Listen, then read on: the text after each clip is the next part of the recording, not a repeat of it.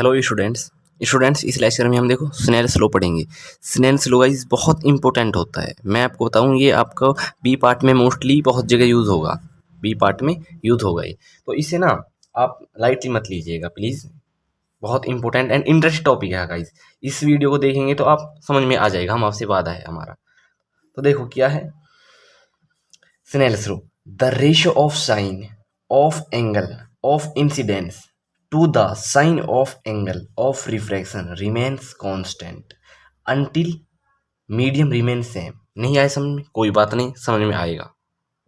मतलब क्या कहा मैंने, देखो the ratio of sine of angle of incidence, मतलब इंसिडेंस के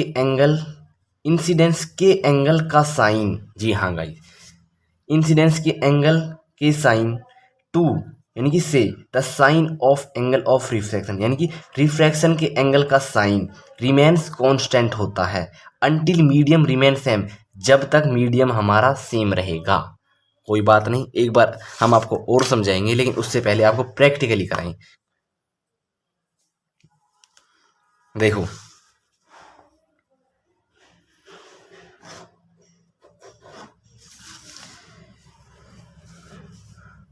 ये हमारा गिलास है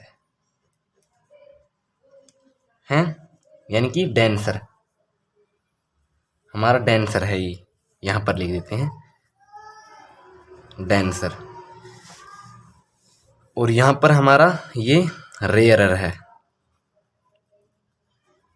यानी कि एयर है यहां पर। ओके, और ये हमारा नॉर्मल है। जी हाँ गाइस, नॉर्मल है। तो यहां पर हमारी इंसिडेंट रे आई,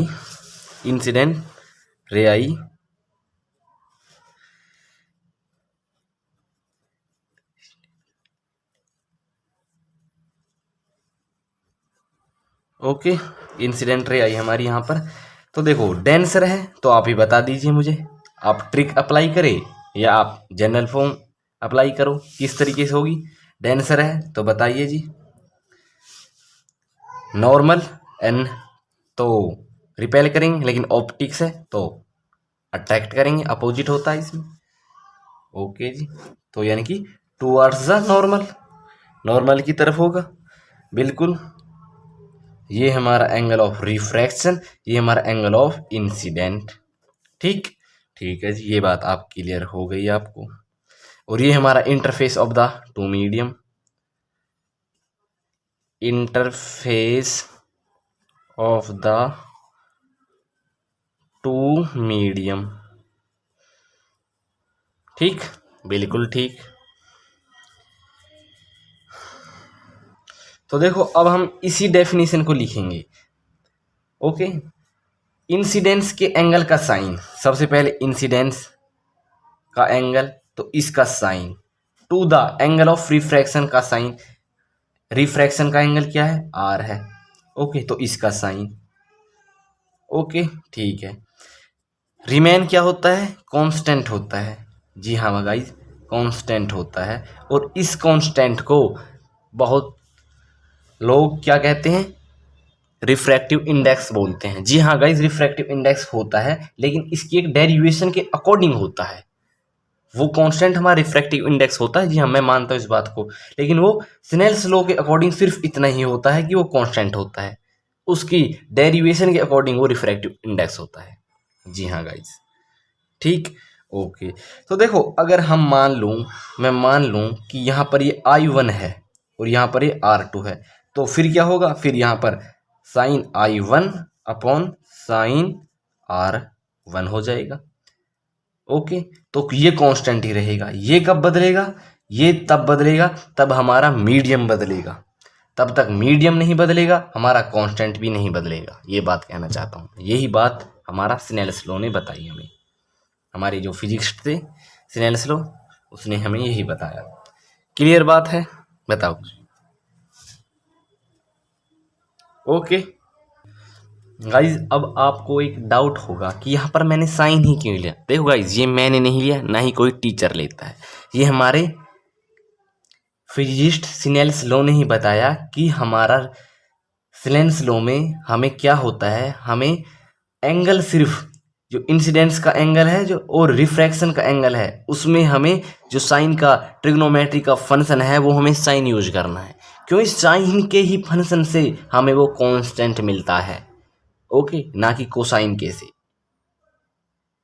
ठीक है जी, इसलिए यहाँ पर साइन आ जाता है क्योंकि उसने अपनी ही लॉ में लिखा है ratio of sine of angle, है ना। ठीक, तो देखो अब ज़्यादा टाइम वेस्ट ना करते हुए इस कांस्टेंट की बात कर देते हैं, रिफ्रैक्टिव इंडेक्स की बात कर लेते हैं। जी हाँ गाइस, देखो रिफ्रैक्टिव इंडेक्स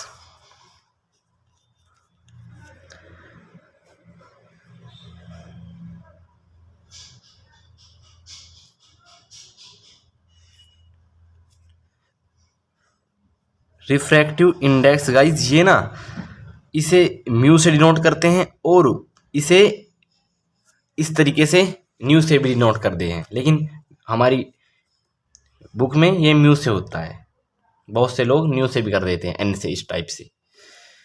तो देखो इसे पढ़ते हैं रेयर। देखो रेयर एक बार मैं फिर डिस्कस कर देता हूँ, रेयर क्या होता है। रेयर स्पीड ऑफ लाइट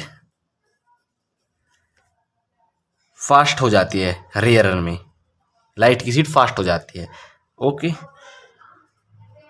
और डेंसर में क्या होता है, स्पीड ऑफ लाइट इसमें क्या हो जाती है, इसमें स्लो हो जाती है। तो देखो अब क्या होता है, अब यहां पर हम देखो ऑप्टिकल डेंसिटी पढ़ेंगे। ऑप्टिकल डेंसिटी, देखो ऑप्टिकल डेंसिटी क्या होती है, ये वहां यहाँ पर ना मास वाली डेंसिटी नहीं है, यहाँ पर ये लाइट की डेंसिटी है। जी हाँ, डेंसर है एक तरीके से। ऑप्टिकल का मतलब क्या होता है, ऑप्टिकल का मतलब होता है गाइस लाइट। जी हाँ, ऑप्टिकल यानी कि दृश्य देखना, है कि नहीं, लाइट से देखते हैं, ओके, लाइट होता है। एक बार मैं आपको बता दूं ऑप्टिकल की, इसे डिफाइन कर देते हैं, optical density. Optical density measured by refractive index, refractive index जो हमारी ऑप्टिकल डेंसिटी है मेजर्ड बाय रिफ्रैक्टिव इंडेक्स। अब ऑप्टिकल डेंसिटी को एक बार फिर सुनिएगा। देखो ऑप्टिकल डेंसिटी क्या होती है, ये लाइट की डेंसिटी होती है कि लाइट कितनी आ रही है, कितनी कम है, कितनी ज़्यादा है, ओके। और इसे मेजर करते हैं हम रिफ्रैक्टिव इंडेक्स से। अब रिफ्रैक्टिव इंडेक्स क्या होता है, रिफ्रैक्टिव इंडेक्स देखो गाइस, इसे इस बात को आप जैसे अपने शब्दों में लिखना चाहो लिख लीजिएगा। रिफ्रैक्टिव इंडेक्स क्या होता है, रिफ्रैक्टिव इंडेक्स हमें यह बताता है कि कौन सा मीडियम कितना ज़्यादा डेंसर है। जी हाँ गाइस, कितना ज़्यादा डेंसर है और किससे है, ये बताता है हमें रिफ्रैक्टिव इंडेक्स, ओके। यानी कि अब एक बात बताओ, मैंने क्या कहा, रिफ्रैक्टिव इंडेक्स हमें क्या बताता है, कौन सा मीडियम कितना ज़्यादा डेंसर है। तो एक बात यहाँ से क्लियर हो गई, जो रिफ्रैक्टिव इंडेक्स हम म्यू से डिनोट करते हैं, तो ऑप्टिकल डेंसिटी इसके बराबर हो गई, क्योंकि ये भी तो हमारा डेंसर ही है, डेंसिटी का मतलब डेंसर ही तो है, और रिफ्रैक्टिव इंडेक्स भी डेंसर ही है। और म्यू को हम रिफ्रैक्टिव इंडेक्स भी लिख देते हैं, रिफ्रैक्टिव, आर से रिफ्रैक्टिव, आई से इंडेक्स, शॉर्ट फॉर्म में लिख दिया मैंने। क्लियर है बात यहाँ तक, ओके। तो एक बात बताओ अब मुझे, देखो ये हम सब बात किसके लिए पढ़ रहे हैं पता है आपको, ये सब बात हम ना देखो इस कांस्टेंट के लिए बात कर रहे हैं। ये कांस्टेंट हमारा यहाँ पर आएगा, वो कांस्टेंट ही होता है हमारा ये वाला रिफ्रैक्टिव इंडेक्स ही होता है, लेकिन ये डेरिवेशन में होता है इस तरीके से, ओके जी। तो देखो एक बात बताओ मुझे, यहाँ पर हमारा रिफ्रैक्टिव इंडेक्स अगर ज़्यादा है, ये इंक्रीज का मतलब ज़्यादा है ना, तो डेंसर भी ज़्यादा है, डेंसर भी ज़्यादा है, क्योंकि रिफ्रैक्टिव इंडेक्स का नाम ही दूसरा नाम डेंसर है। लेकिन लेकिन लेकिन उस लाइट, कौन सी लाइट, जो लाइट इसमें ट्रैवल कर रही है, उस लाइट की स्पीड यानी कि वेलोसिटी कम हो जाएगी, बिल्कुल हो जाएगी। क्यों हो जाएगी? क्योंकि डेंसिटी ज़्यादा है, मॉलिक्यूल क्लोजली बाउंड है, वो आपस में ज़्यादा टकराएगी लाइट, है ना, वो एकदम उसकी स्पीड ज़्यादा होगी नहीं। डेंसिटी, क्योंकि आप ही बताइए, आप एक मुझे बात बताइए, आप पानी में ज़्यादा तेज दौड़ेंगे या एयर में? हम्म पानी में बताओ, पानी में दौड़ोगे? नहीं गाइस, उसकी डेंसिटी ज़्यादा है air as compared to water, sorry air, है ना। तो वही कंडीशन है सिर्फ। तो अब एक बात बताओ, मैं यहाँ पर ये लिख सकता हूँ डेंसिटी ज़्यादा तो वेलोसिटी ऑफ द लाइट कम, है कि नहीं? डेंसिटी ज़्यादा है तो वेलोसिटी कम है, तो यानी कि एक बात बताओ, ये रिलेशन बन रहा है यहाँ पर, refractive index is inversely proportional to speed of light, है ना, बिल्कुल बन रहा है। आप सहमत हो इस बात से? ओके जी, ठीक है। लेकिन ये उसी मीडियम में होगा, ये उसी मीडियम में होगा, इन दैट मीडियम, जिस मीडियम में ये रिफ्रैक्टिव इंडेक्स था। सो गाइज, अब मुझे एक बात और बताओ, तुम यहाँ पर देखो, मान लीजिए यहाँ पर ये हमारा μ2 है ना, और ये हमारा μ1 है, यानी कि ये हमारा मीडियम μ2 है, मीडियम μ1 है, ठीक है जी। ओके जी, तो देखो ये हमारा नॉर्मल है, ओके, और ये हमारी इंसिडेंट रे है, ठीक। और हम यहाँ पर क्या कर रहे हैं, देखिएगा, मतलब हमारा यहाँ पर एयर है, यहाँ पर एयर है, और यहाँ पर ये गिलास है, ये डेंसर है, ये रेयर है। तो डेंसर में क्या होता है गाइस, बता दीजिए मुझे, और ये हमारा रेयरर है, टुवर्ड्स द नॉर्मल, बिल्कुल, angle of incident, angle of refraction, ठीक, ठीक है जी। तो देखो हम इस पे अप्लाई करेंगे हम रिफ्रैक्टिव इंडेक्स μ2, जी हाँ गाइस, μ2, ओके, और अपॉन के μ1,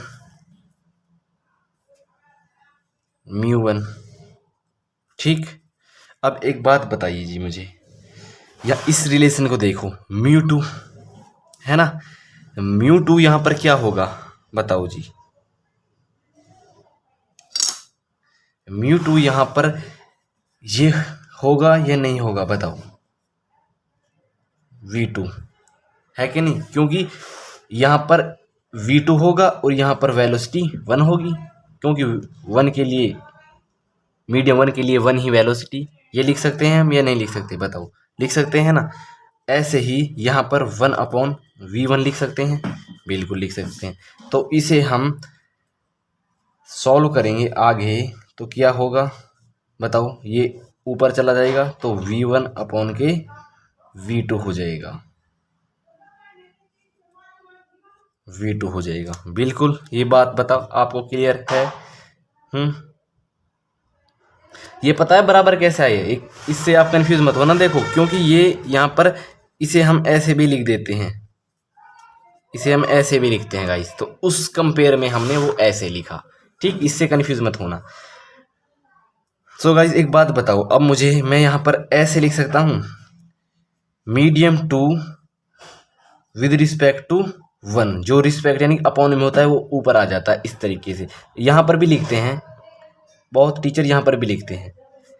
तो ये हो जाएगा v1/v2, ये रिलेशन आप बताओ, याद रखिएगा। इसका मतलब पता है, मतलब क्या है, देखो, इसका मतलब होता है वेयर मीडियम 2, इसे 1 को ना यहाँ पर भी लिख देते हैं कि जो हमारा अपॉन में होता है उसे हम यहाँ पर भी लिख देते हैं, यहाँ पर भी, लेकिन बुक में यहाँ पर है, आप यहाँ पर लिखिएगा। अगर एग्जाम में यहाँ पर आ जाए तो कंफ्यूज मत होना, ओके।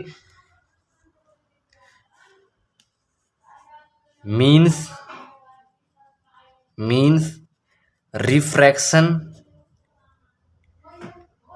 या refractive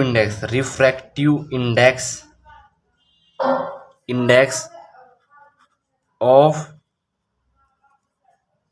medium 2 with respect to medium 1।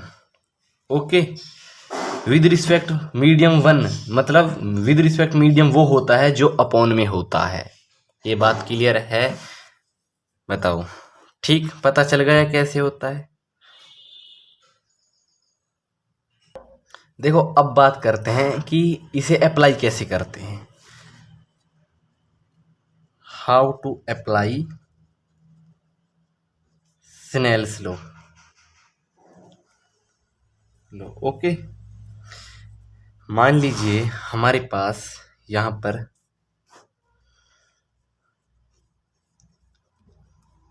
ये हमारा डेंसर है, ओके, और ये मीडियम 2 है, और ये हमारा रेयरर है, ये मीडियम 1 है।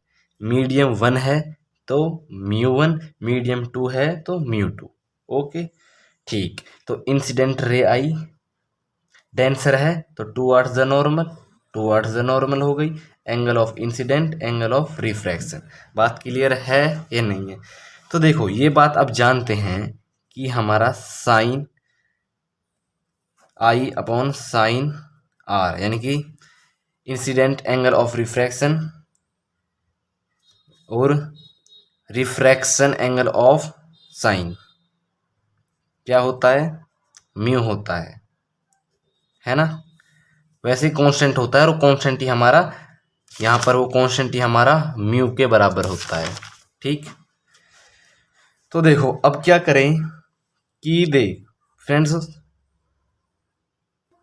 हम इसे कुछ इस तरीके से लिख देंगे। देखो हम इसे कुछ इस तरीके से लिख देंगे, sine I is equal to sine R. Okay, इस तरीके से लिखते हैं कुछ। अब इसके आगे जी हाँ म्यू भी लगा देंगे। क्यों लगा देंगे? क्योंकि ये रिफ्रैक्टिव इंडेक्स दोनों के लिए है, बिल्कुल है। तो हम इसे इस तरीके से लगा देंगे, mu sine I is equal to mu sine R. Okay, अब मैं क्या करूँगा, यहाँ पर 2 लगा दूंगा, यहाँ पर 1 लगा दूंगा। क्यों लगा दूंगा? देखो साइन आई यानी कि ये वाला आई, ये कौन सा मीडियम है? ये मीडियम है μ1, तो यहाँ पर इसलिए μ2। आर कौन सा मीडियम है? μ2, इसलिए यहाँ पर 2। बात क्लियर है ये नहीं है?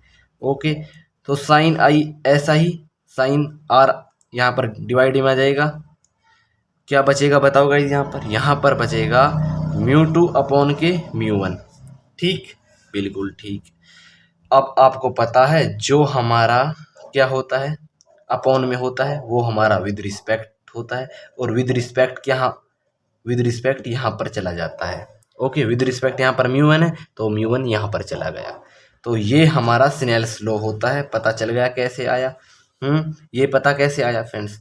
देखो हमने ये अप्लाई करने का तरीका है, sine I is equal to sine R, ये अप्लाई करने का तरीका है। और ये कैसे आए? अब ये इस तरीके से आए। आई कहाँ पर है गाइज? आई μ1 में है और आर हमारा μ2 है, इसलिए यहाँ पर μ2, इसलिए यहाँ पर μ1 आ गया। ओके, ठीक है जी।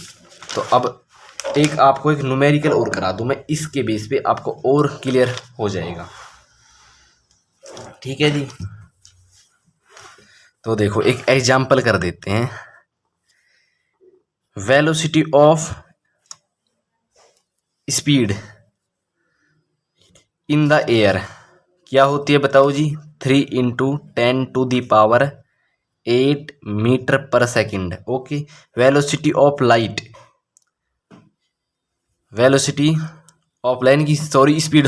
स्पीड ऑफ द लाइट क्या होती है? गिलास में कोई फिक्स नहीं होती, तो हम मान लेते हैं 2 × 10⁸ मीटर पर सेकेंड होती है। ठीक है, बिल्कुल ठीक है। तो आप जानते हैं जो हमारा डेंसर होता है वो गिलास है, और refractive index of the air, ठीक, ये होता है। बिल्कुल समझ गए आप? देखो यानी कि इस तरीके से आ रही है। देखो कुछ ये हमारा एयर है, ये हमारा गिलास है। ओके, ये हमारा नॉर्मल है और हमारी इंसिडेंट लाइट आई, मतलब लाइट आई डेंसर, तो यहाँ पर वो टूवर्ड्स द नॉर्मल हो गई क्योंकि ये डेंसर है ना। और ये हमारा रेयरर है। तो ये इस तरीके से angle of refraction, angle of incident इस तरीके से हो गई। क्लियर है बात? ठीक, ओके जी। तो अब देखो मैं क्या रिफ्रैक्टिव इंडेक्स निकाल रहा हूं, इसका किस तरीके से अप्लाई करते हैं पता है आपको? आपको पता है μ2 v1 हो जाता है और μ1 v2 हो जाता है, यानी कि अपोजिट हो जाता है। तो हम इसका अपोजिट करेंगे, इसका अपोजिट करेंगे तो यहाँ पर क्या हम गिलास की स्पीड को रखेंगे यहाँ पर, बताओ। अगर g की रखेंगे तो यहाँ पर भी g, यानी गिलास गिलास तो सेम हो जाएगा। ये तो रूल नहीं है हमारा, रूल है हमारा अपोजिट होने का। और अपोजिट कैसे आता है आपको पीछे पता है। तो यहाँ पर लिखेंगे हम एयर का। ओके, तो एयर की स्पीड क्या है? एयर की स्पीड है हमारी 3 × 10⁸ और गिलास की है 2 × 10⁸। इससे ये कैंसिल आउट, तो क्या बचा? 3 × 2। तो इसे सॉल्व करेंगे 1.5। तो देखो 1.5 क्या आया? 1.5 हमारा क्या आया गाइस? 1.5 आया हमारा, देखो पहले इसे कर लेते हैं, μg और विद रिस्पेक्ट a, तो 1.5 आया।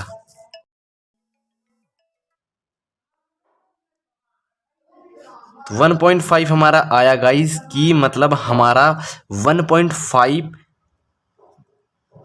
डेंसर है हमारा, किससे? एयर से।